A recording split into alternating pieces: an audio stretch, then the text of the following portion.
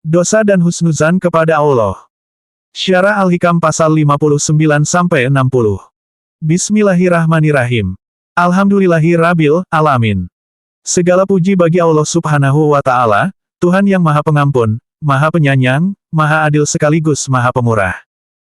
Solawat dan salam semoga senantiasa tercurah kepada junjungan kita Nabi Muhammad Sallallahu Alaihi Wasallam, keluarga, sahabat, serta seluruh pengikutnya hingga akhir zaman.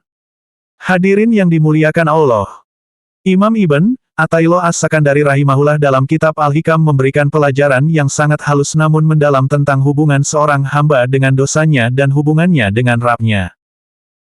Pada pasal 59 dan 60, beliau tidak sedang mengajarkan keberanian berbuat dosa, tetapi mengajarkan cara hati memandang dosa dengan benar, agar tidak terjatuh pada dua jurang yang sama-sama berbahaya, putus asa dan ujub. Pasal 59, dosa jangan memutus husnuzan. Jangan sampai terasa bagimu besarnya suatu dosa, hingga dapat merintangi engkau dari husnuzan kepada Allah. Makna kalimat ini sangat dalam.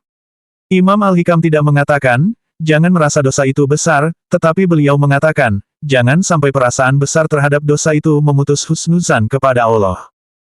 Merasa dosa itu besar adalah baik, bahkan wajib, karena melahirkan penyesalan, mendorong taubat, menumbuhkan rasa takut kepada Allah. Namun, menjadikan dosa sebagai alasan untuk berputus asa dari rahmat Allah, itulah penyakit yang jauh lebih berbahaya. Karena apa? Karena putus asa dari rahmat Allah adalah dosa besar, bahkan Al-Quran menegaskan bahwa sifat ini adalah sifat orang-orang kafir. Seorang mukmin, sebesar apapun dosanya, tidak pernah kehilangan pintu harapan. Imam Ibn Athaillah menegaskan, barang siapa benar-benar mengenal Rabb-Nya, maka ia akan memandang kecil dosanya di hadapan luasnya karunia Allah. Artinya, yang membuat dosa terasa tak terampuni, bukan besarnya dosa, tetapi kecilnya pengenalan kita kepada Allah.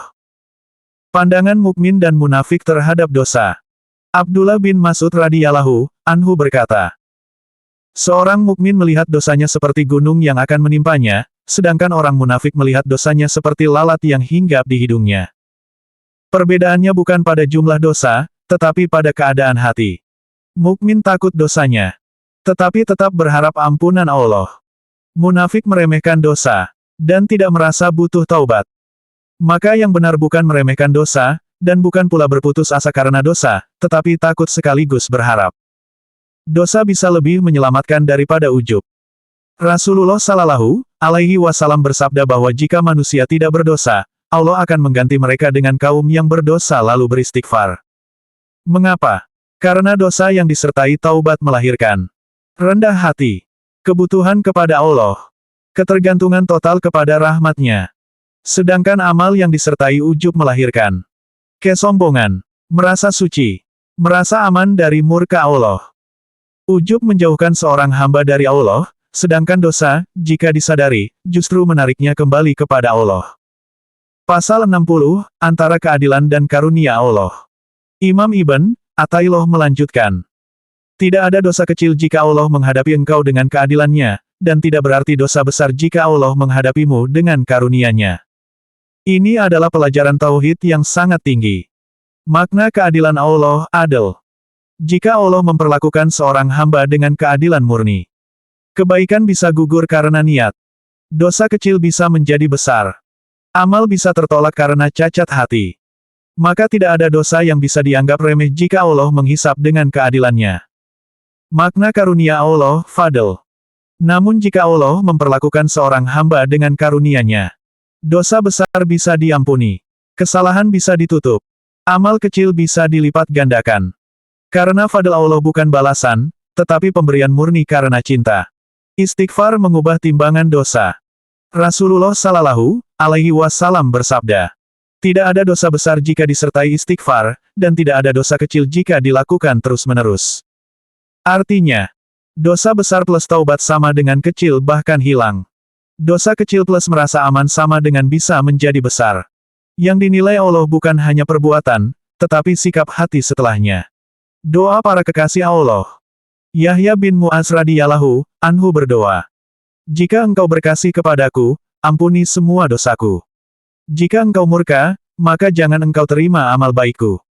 Dan Syekh Abul Hasan Asy-Syadzili rahimahullah berdoa, "Ya Allah, jadikan amal burukku seperti amal buruk orang yang Engkau cintai, dan jangan jadikan amal baikku seperti amal baik orang yang Engkau benci." Ini adalah puncak adab seorang hamba. Tidak percaya pada amal. Tidak berputus asa karena dosa. Hanya bergantung pada rahmat Allah. Penutup. Hadirin yang dimuliakan Allah. Jalan menuju Allah bukan jalan orang suci, tetapi jalan orang yang jujur dengan dosanya dan besar harapannya kepada Rabb-Nya. Takutlah kepada dosa. Tetapi lebih takutlah jika kehilangan husnuzan kepada Allah. Menangislah karena dosa. Namun jangan pernah berhenti mengetuk pintu ampunannya. Semoga Allah menjadikan kita hamba-hamba yang takut akan keadilannya, berharap penuh pada karunia-Nya, dan istiqomah dalam taubat hingga akhir hayat. Amin ya rabbal alamin.